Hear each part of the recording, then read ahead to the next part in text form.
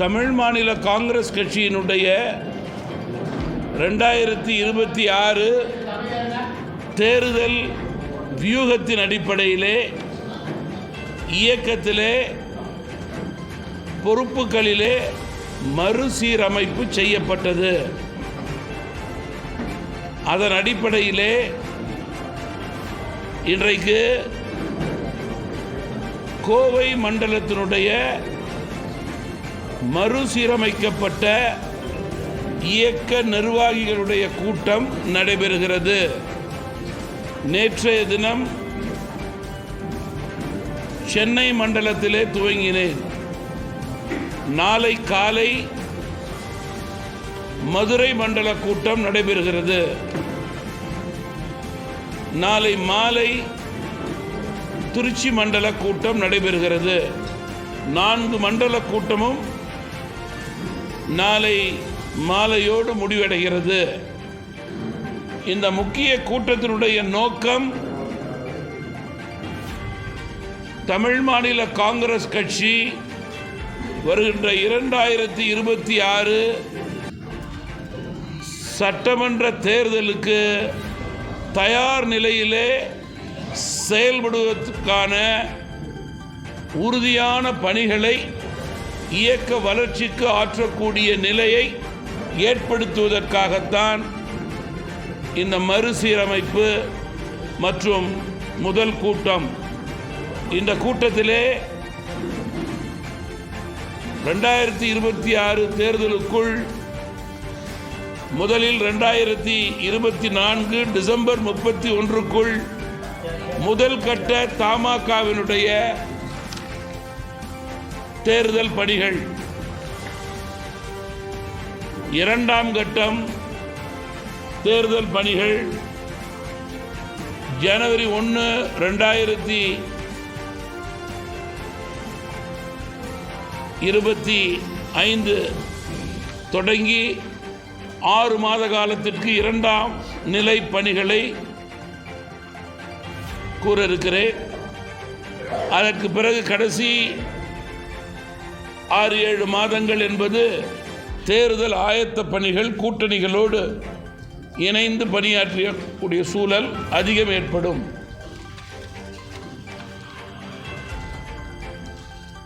மிக முக்கியமாக தமாகவை எல்லா மாவட்டங்களிலும் சட்டமன்றங்களிலும் பலப்படுத்த வேண்டும் என்பதற்காக எங்களுடைய மரியாதைக்குரிய மாவட்ட தலைவர்கள் 80 பேர் செயல்பட்டார்கள். இப்பொழுது 125 மாவட்ட தலைவர்களாக மாற்றி அமைத்து பெரும்பாலான மாவட்ட தலைவர்கள் 98% மாவட்ட தலைவர்களுக்கு 2 தொகுதிகளுக்கு ஒரு மாவட்ட தலைமை என்று அறிவிக்கப்பட்டிருக்கிறது. இதை அனைவரும் வரவேற்று இதற்கு ஆலோசனை கூறி ஏற்றுக்கொண்டதற்கு காரணம், ஆளுகின்ற கட்சியும் சரி ஆண்ட கட்சியும் சரி இதே நிலையை எடுத்துத்தான் கட்சியை பலப்படுத்தி கொண்டிருக்கிறார்கள். தமாகவை பொறுத்தவரையிலே தொடர்ந்து எங்களுடைய கட்சியினுடைய மரியாதைக்குரிய தலைவர்கள் தங்களுடைய சொந்த பொருளாதார நீதியிலிருந்து இயக்கத்தை மிக சிறப்பாக தாங்கள் பகுதியிலே நடத்தி கொண்டிருக்கிறார்கள். பொருளாதார ரீதியாக சுமை குறைய வேண்டும். 2, 3 தொகுதி 4 தொகுதி என்றால் இயக்க நண்பர்களுடைய பொறுப்பாளர்களுடைய சுகதுக்கங்களுக்கு காலக்கெடுவுக்குள் போய் சேர்ந்து விசாரித்து விட்டு வர முடியவில்லை என்ற சூழல் இருக்கிறது. 3, 2 தொகுதி என்றால் வலுவாக அந்த 2 தொகுதியிலே இயக்கப்பணியாற்றி உறுதியோடு இயக்கம் வெற்றி பெறக்கூடிய வாய்ப்பை ஏற்படுத்தலாம் என்பதை உறுதி செய்து கொள்ளும் வகையிலே இந்த அறிவிப்பு செய்யப்பட்டிருக்கிறது. அதே போல துணை அமைப்புகளை மேலும் வலுப்பெற செய்ய மண்டலங்களாக பிரித்து தலைவர்களை அறிவித்திருக்கிறேன். இதே ரீதியிலே இனி தமிழ் மாநில காங்கிரஸ் கட்சியினுடைய வலுவான செயல்பாடு 2026 சட்டமன்ற தேர்தலை நோக்கி பயணிக்க எங்களுடைய பயணத்தை வெற்றிகரமாக தொடர்கிறோம். ஆரம்பிக்கலாமா? முதல்வர் திட்டத்தில் போகுது. மத்திய பட்ஜெட்டில் பீகார், ஆந்திரா சிறப்பு நிதி கொடுத்துருக்காங்க. தமிழ்நாட்டுக்கு ஒன்றுமே இல்லைன்னு சொல்கிறார். மற்ற மாநிலங்களுக்கு கொடுக்குற நிதி இப்போ தமிழ்நாட்டில் கொண்டு வந்திருக்குது, எந்த நிதியும் அனுப்பல. இதுக்காக அவர் காலையில் பேசிக்கிறார். நீங்கள் 5 வருடத்துக்கு ஒரு முறை சட்டமன்ற தேர்தல். இந்த முறை சட்டமன்ற தேர்தலிலே பெரும்பாலான வாக்காளர்கள் திமுக பிளஸ் கூட்டணிக்கு வாக்களித்து ஆட்சி பீடத்திலே அமர வைத்திருக்கிறார்கள் என்றால் அதனுடைய நோக்கம் என்ன, காரணம் என்ன? யார் முதல்வர்? மக்களால் தேர்ந்தெடுக்கப்பட்ட முதல்வர். கட்சி முதல் கட்சியாக மக்கள் வாக்களித்திருக்கார்கள். தமிழகத்தில் உள்ள பல்வேறு துறைகளிலே இருக்கிற குறைகளை நிறைவாக்குவார் என்ற எண்ணத்தின் அடிப்படையிலேயே மக்கள் வாக்களித்திருக்கிறார்கள் என்பதிலே மாற்று கருத்து கிடையாது. ஆனால் துரதிர்ஷ்டவிதமாக மக்களுடைய எண்ணங்களை பிரதிபலிக்க தவறிய தமிழக முதல்வர் இன்றைக்கு மக்கள் தேர்தலிலே அவர்களுக்கு வெற்றி கொடுத்த கடமையை தவறி இருக்கிறார் என்று நான் இங்கே குறிப்பிட விரும்புகிறேன்.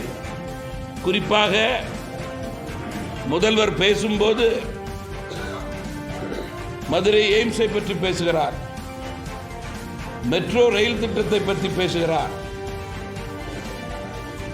எங்களுக்கும் மத்திய அரசு வரும் நாட்களிலே அதற்கெல்லாம் அதிக பட்ஜெட் பணம் கொடுக்க வேண்டும் என்று நினைக்கிறோம். அதையும் நாங்கள் வலியுறுத்துவோம். அது எங்களுடைய கடமை. எங்களுக்கு நம்பிக்கை இருக்கிறது மத்திய அரசு கொடுக்கும் என்று.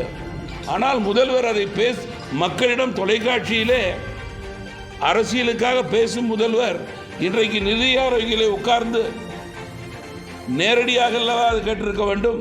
அதை தானே அவர்களுக்கு அளித்த வாக்காளர்கள் எதிர்பார்க்கிறார்கள், ஒட்டுமொத்த மக்கள் எதிர்பார்க்கிறார்கள். ஏன் அதை தவிர்த்தார் என்பதுதான் இன்றைக்கு கேள்விக்குறி.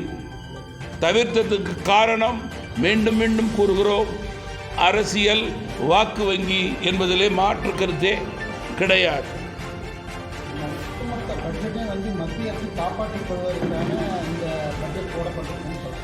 நிதி ஆயோக் கூட்டம்ங்கிறது 3 மாதத்துக்கு ஒரு முறை நடப்பது கிடையாது. ஒரு காலக்கெடுவுக்குள் நடக்கக்கூடிய ஒன்று.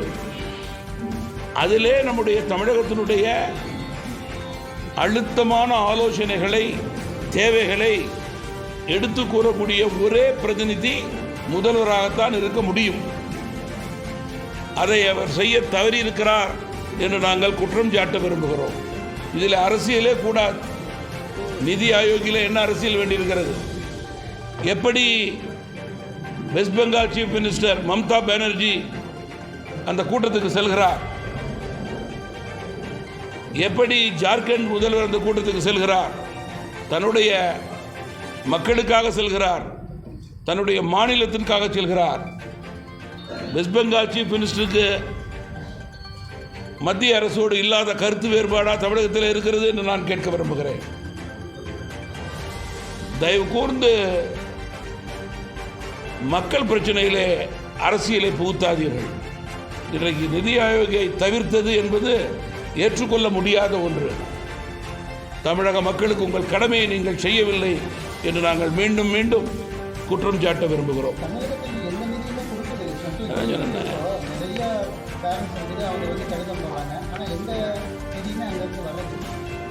எல்லா மாநிலங்களுக்கும் மாற்றான்தான் மனப்பான்மை இல்லாமல் மத்திய அரசினுடைய தொகுப்பிலிருந்து அவர்கள் கொடுக்கும் திட்டத்திற்கு நிதி முறையே சரியே வந்து கொண்டிருக்கிறது. அதனை தாண்டி எந்தெந்த திட்டங்களுக்கு அதிகம் தேவையோ அந்தந்த திட்டங்களுக்கு படிப்படியாக எல்லா மாநிலங்களுக்கும் மத்திய அரசு அனுப்பி கொண்டிருக்கிறது. ஒரு பட்ஜெட்டிலே இந்தியாவில் உள்ள அத்துணை மாநிலங்கள் பெயரை சொல்லி அத்துணை மாநிலங்களுக்கும் பணம் கொடுக்க வேண்டுமென்றால் அது சாத்தியமில்லை. அது பிஜேபி அரசுக்கு மட்டுமல்ல, காங்கிரஸ் அரசுக்கும் சாத்தியமில்லை. அவர்களும் அதுபோல செய்தது கிடையாது. இதற்கு முன்னிருந்த யுனைடெட் ஃப்ரண்ட் கவர்மெண்ட், தேவகவுடா அவர்கள் தலைமையில் இருந்ததாக இருக்கட்டும், அல்லது மற்றொரு மரியாதைக்குரிய பிரைம் மினிஸ்டர் தலைமை குஜராத் தலைமையில் நடந்தது கிடையாது. எனவே உண்மை நிலைகளை மறைக்க வேண்டிய அவசியம் கிடையாது. தமிழகத்துக்கு நிதி வேண்டும் என்பது தமாகவினுடைய வேண்டுகோள்.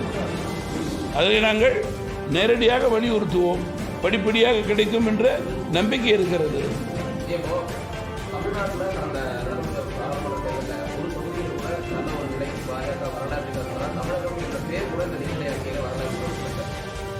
அப்புறம் பிஜேபி ஜெயித்த மாநிலங்களுடைய பெயர் வரவில்லையே, அதற்கு என்ன காரணம் சொல்றது? ஜெயிச்சதுனால பேரை சொல்லுன்னு சொல்றதா? இதெல்லாம் அரசியல் பேச்சு, வாக்கு வங்கிக்காக பேசுவது, மக்களை திசை திருப்பக்கூடிய பேச்சு. இதெல்லாம் உண்மையிலேயே எடுபடாத பேச்சுக்கள். திமுக இன்றைக்கு ஆர்ப்பாட்டம் செய்வதற்கு காரணம் நம்பர் 1, நிதி ஆயோக்குக்கு முதல்வர் செல்லாதது தப்பு என்பது ஒட்டுமொத்த மக்களுடைய கருத்து. அதை மறைக்கக்கூடிய வகையில் இன்றைக்கு ஆர்ப்பாட்டம் நடைபெறுகிறது.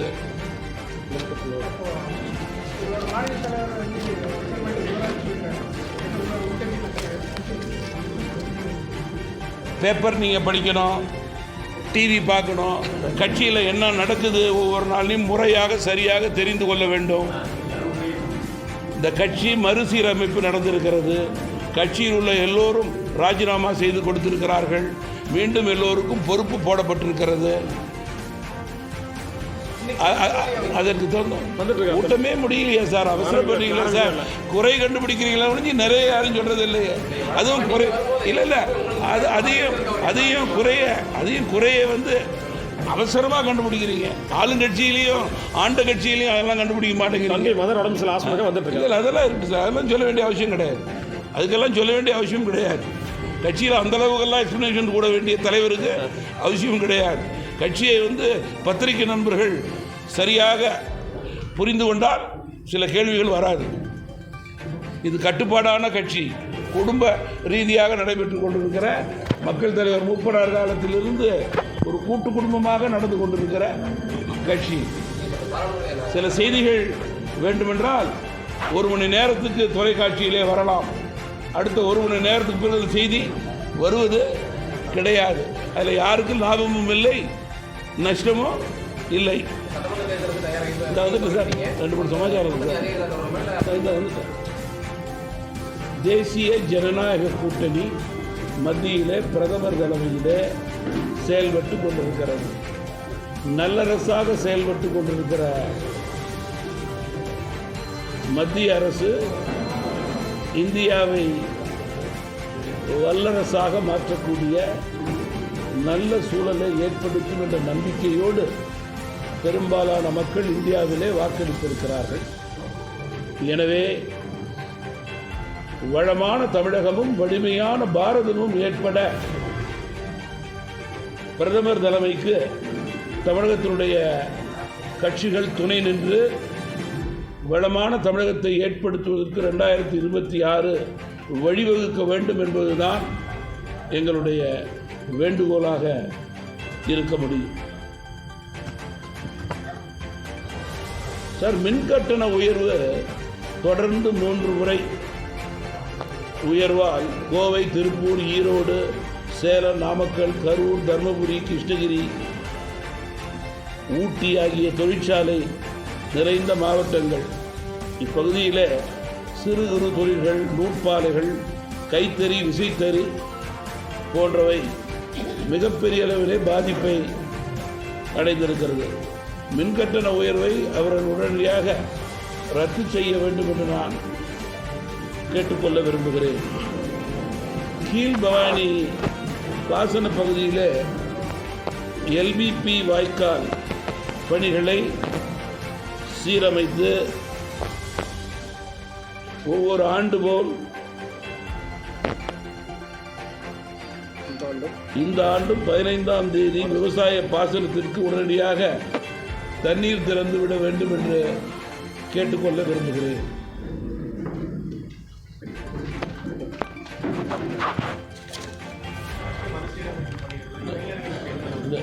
ஒரு நிமிஷம்.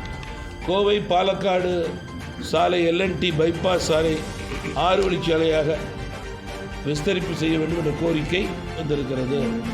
NH 544 தேசிய நெடுஞ்சாலை பல இடங்கள் பல சந்திப்புகளிலே அடிக்கடி விபத்துகள் ஏற்படுகிறது. எனவே மேம்பாலம் மற்றும் இணைப்புச் சாலைகள் புதிய தார் சாலை அமைத்திட தமாக வலியுறுத்தி வருகிறது.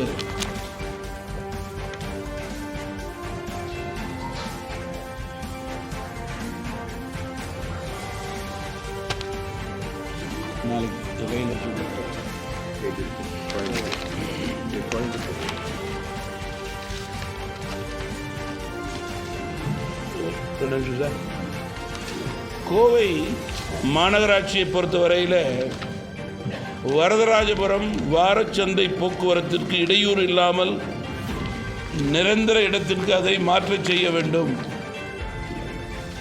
இருகூர் ரயில் நிலையத்தில் 40 ஆண்டு கோரிக்கையான பிளாட்ஃபார்ம் அமைத்து கொடுக்க மத்திய அரசை கேட்டுக்கொள்ளப்படுகிறது. அதை வலியுறுத்துவேன். சிங்காநல்லூர் மேம்பால பணியை விரைவில் தொடங்க வேண்டியது. குண்டும் குழியுமாக உள்ள சாலையை சரி செய்ய வேண்டும். கட்டிட அனுமதி விரைவில் கிடைக்க வகை செய்யவும். கட்டுமான பொருட்கள் விலை நிர்ணயம் செய்யவும். சிங்காநல்லூர் மத்திய பேருந்து நிலையத்திற்கு பெருந்தலைவர் திரு காமராஜ் பெயர் சூட்ட வேண்டும் என்று தமாக கேட்டுக்கொள்கிறது. நீலிக்கோணம்பாளையம் SIHHS காலனியில் கடந்த 14 ஆண்டு காலமாக ரயில்வே மேம்பால பணி நிறைவடையாமல் இருப்பதை விரைவிலே முடித்து மக்கள் பயன்பாட்டுக்கு உதவுமாறு கேட்டுக்கொள்ள விரும்புகிறேன்.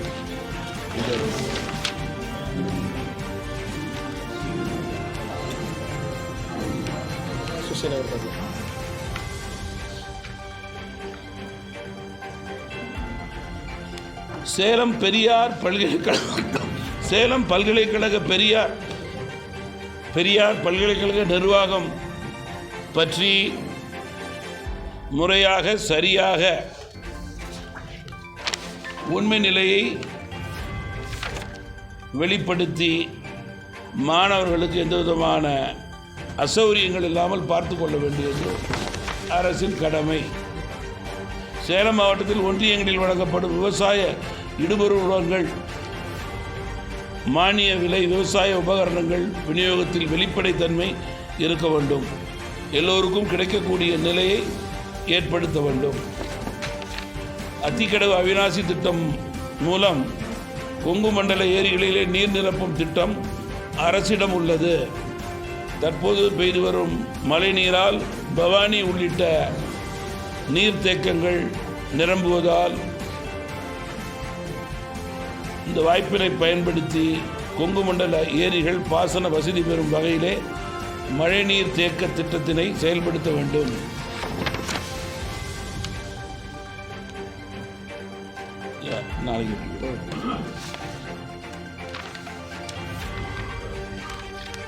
சேலம் டு பெங்களூர் நெடுஞ்சாலையில் உள்ள டோல்கேட் நீண்ட காலத்திற்கு காலாவதியாகிவிட்டது. அதை எடுக்க வேண்டும் என்ற கோரிக்கை இருக்கிறது. நானும் வலியுறுத்துகிறேன். ஏன்னா கர்நாடகா அங்கே நாமக்கல் மாவட்டத்தில் உள்ள திருச்செங்கோடு மற்றும் ராசிபுரம் நகராட்சி பேருந்து நிலையங்களிலே நகர மையப்பகுதியில் உள்ளது. 2 பேருந்து நிலையங்களில் 60% கீழ்தான் உபயோகத்தில் உள்ளது.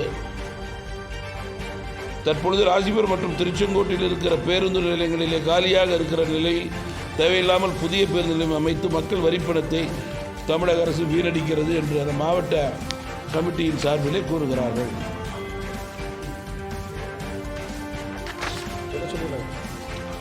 வெளிநாட்டிற்கு சென்று தமிழகம் இது நாளைக்கு நான் வந்துச்சு எல்லாம் சொல்லிட்டேன் சார். நீங்கள் வேறு யாரோ ஒன்று கேட்டீங்க. இப்போ அதுக்கு முன்னாடி நீங்கள் இன்னொரு முக்கியமான கேள்வி கேட்கல. அதை மாதிரி இளைய ராஜா மட்டும்தான் உங்களுக்கு ஞாபகம் இருந்துச்சு. மரியாதைக்குரிய முன்னாள் தலைவர் வாசன் உங்களுக்கு ஞாபகம் வரல. அவர் தான் முதல்ல கேட்டுருக்கணும். என் பக்கத்தில் அவர் தான் உட்காந்துருப்பார். இப்போ அருணேஸ்வரன் தான் புதிய தலைவர். வாசன் வந்து என்ன சார் சென்னையிலேருந்து வந்துக்கிட்டு இருக்கார். காரணம் இன்றைக்கு காலையில் கிரகப்பிரவேசம் அட்டன் பண்ணிட்டு வந்துக்கிட்டு இருக்கார். ரெண்டாவது சார், மறுசீரமைப்பிலே தமிழ் மாநில காங்கிரஸ் கட்சி இளைஞர்களுக்கு அதிக முக்கியத்துவம் கொடுத்திருக்கிறது.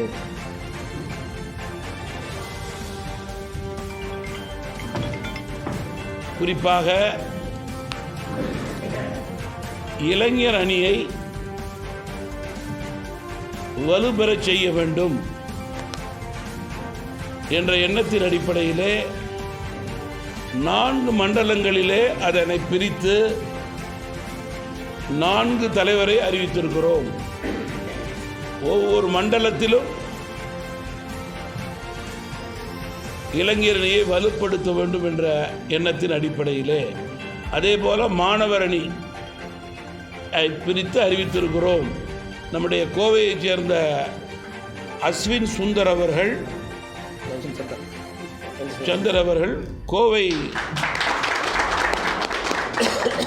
மண்டலத்திற்கு தலைவராக நியமனம் செய்திருக்கிறோம். மற்ற மண்டலங்களுக்கு மற்றவரை அறிவித்திருக்கிறோம். நம்முடைய இளைஞரணியினுடைய கோவையினுடைய மாவட்ட தலைவர் அவர்களை நான் மாநிலத்திலிருந்து பணியாற்ற வேண்டும் என்று கேட்டுக்கொண்டேன். அவருடைய இஷ்டத்திற்கு ஏற்றவாறு சிறிது காலம் இந்த பணியிலே இருக்கிறார். அதே போல் மகளிருக்கு அவங்களுக்கு வந்து அபிராமி அம்மா வாங்க, அபிராமி அம்மா, சத்யா அம்மா அவர்கள்லாம் இளைஞர் அணியிலே தலைவராக மண்டலத்திலே கொடுத்துருக்கிறோம். விவசாய தலைவர்கள் எல்லாம் இளைஞர்கள் தான் கொடுத்துருக்கோம். வர்த்தகர் அணி தலைவர், இயக்கத்தினுடைய இணை செயலாளர்கள், வர்த்தகர் அணி எல்லா இளைஞர்களுக்கு தான் சார் அதிகம் கொடுத்துருக்கோம்.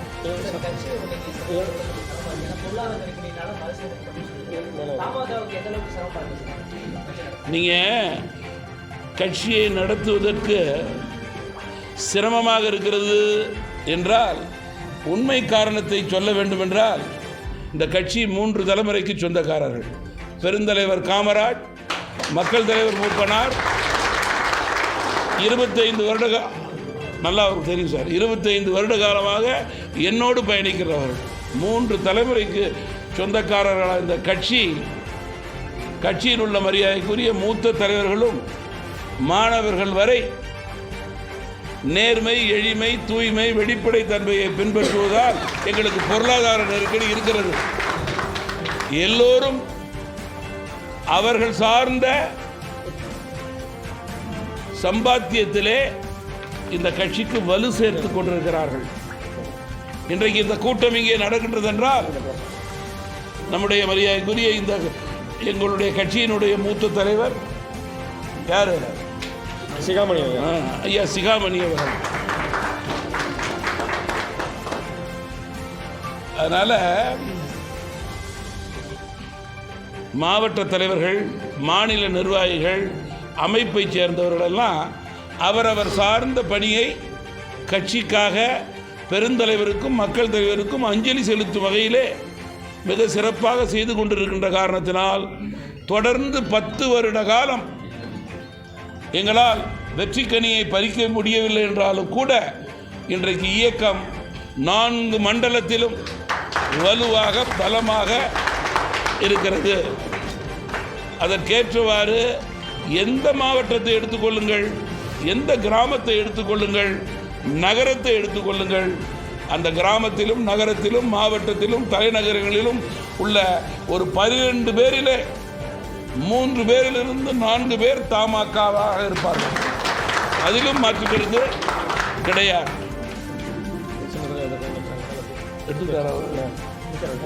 ஆமாம், SC/ST தலைவர் சின்னதுரை, வர்த்தக தலைவர் சரவணகுமார், விவசாய அணி தலைவர் ஐயா மேட்டூர் வரதராஜன்லாம் நிறைய பேரை வந்து சார் எக்ஸ்பீரியன்ஸாக உள்ளவர்களையும் புதிதாக யங்ஸ்டர்ஸையும் கொண்டு வந்திருக்கோம். அதே போல் மதிப்பிற்கும் மரியாதைக்கும் உரிய மூத்த தலைவர்களும் சரி,